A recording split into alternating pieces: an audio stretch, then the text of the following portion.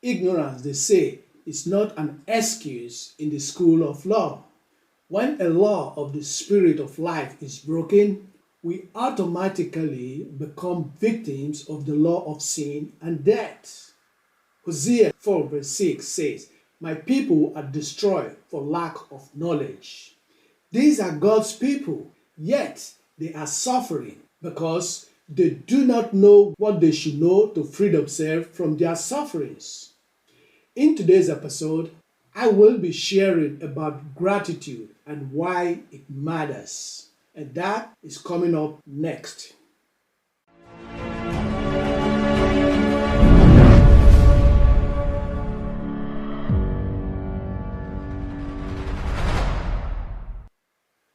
Hi everyone, my name is Nashy Uhuru.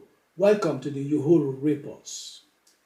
Gratitude is a spontaneous feeling, but studies demonstrate its value as a practice, that is, making conscious effort to count one's blessings. Studies also shows that people can deliberately cultivate the art of gratitude because there are important social and personal benefits to doing so. It is possible to feel grateful for loved ones, colleagues, animals, nature, and life in general. That emotion generates a climate of positivity that both reaches inward and extends outwards. I sincerely believe that many Christians today are grounded in life not because the enemy is too powerful harassing them, but because they are taking God for granted. Even in the natural, when you show someone a favor and that person does not know how to respond in appreciation, what do? You are constrained from showing him or her further favor.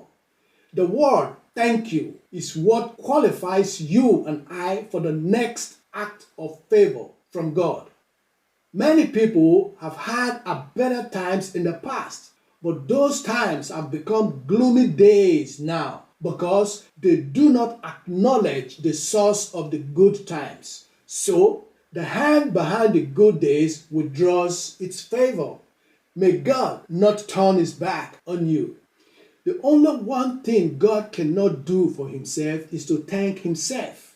That is, God can neither praise himself nor can he say to himself, "I thank me." That is why he will always be around those who can always appreciate him no matter the challenge, condition, or the situation they find themselves. In Luke 17, we read the story of how 10 lepers met with Jesus, crying desperately for help. Jesus looked at them and instructed them to go show themselves to the priest. Verse 14 tells us that as they went, they were cleansed. Verse 15, one of them, when he saw that he had been cleansed, turned back and with a loud voice glorifies God. And Jesus asked a very poignant and revealing question in verse 17. Were there not 10 cleansed? Where are the 9? You see, every time God acts, he waits for those who will return with appreciation. Thanksgiving is giving God the glory due to him. Now, why does gratitude matters? Psychologists found out that over time, feeling grateful boosts happiness and fosters both physical and psychological health, especially among those already struggling with mental health problems. Studies show that practicing gratitude curbs the use of words in expressing negative emotions and shifts inner attention away from such negative emotions as resentment and envy, minimizing the possibility of ruminating, which is a hallmark of depression.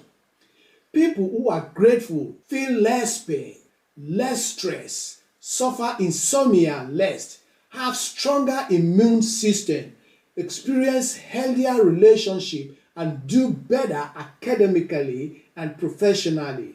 Overall, it boosts both our mental and physical health. A gratitude intervention reduces negative effect and increases mental resilience, especially in older adults. Apart from psychological health benefits of gratitude, why must we be grateful to God? Number one, to preserve our blessing. Malachi 2 from verse 1 says, "And now this commandment is for you, O priests. If you do not listen and if you do not take it to heart to give honor to my name, says the Lord of hosts, then I will send the curse upon you and I will cause your blessings. And indeed, I have caused them already because you are not taking it to heart. Behold, I am going to rebuke your offspring and I will spread refuse on your face, the refuse of your feast, and you will be taken away with it." Lack of appreciation keeps God away from you and your affairs, and it attracts the enemy. It will attract curses rather than preserving your blessing. Appreciation is a virtue that must be cultivated in order to experience the preservation of God's blessings in our life. Jeremiah 13:6 says, "Give glory to the Lord your God before he brings darkness and before your feet stumble on the dusky mountain. And while you are hoping for light, he makes it into deep darkness and turns it into gloom." That means if you do not want your blessings to become a bygone experience, and if you want your blessings to be preserved, then gratitude is the key word. Why must we be grateful to God? Number two, to perfect our blessings. If we examine the experience of the 10 lepers in Luke 17, they all came to Jesus in desperation, crying for healing, and were all cleansed. But only the one that came to give thanks was made whole. Let me explain what happens here. All of the 10 lepers were healed in the sense that they were cleansed from their diseases, but not in the sense of their damaged body being restored to normal. That is, the leprous disease eating up their flesh ceased, but the Samaritan that came back with appreciation was made whole, meaning his damaged body parts were restored back to normal as if nothing had happened to him. The other 9, I believe, were waiting for their miracle to be completed before they come and give thanks. The truth is, God will never complete what you do not appreciate. We should consider the actions of the Samaritan and in all things give praise to God. That is it for today, my friends. Make sure you like, subscribe if you have not, hit the notification button and share this video with your loved ones. God bless you.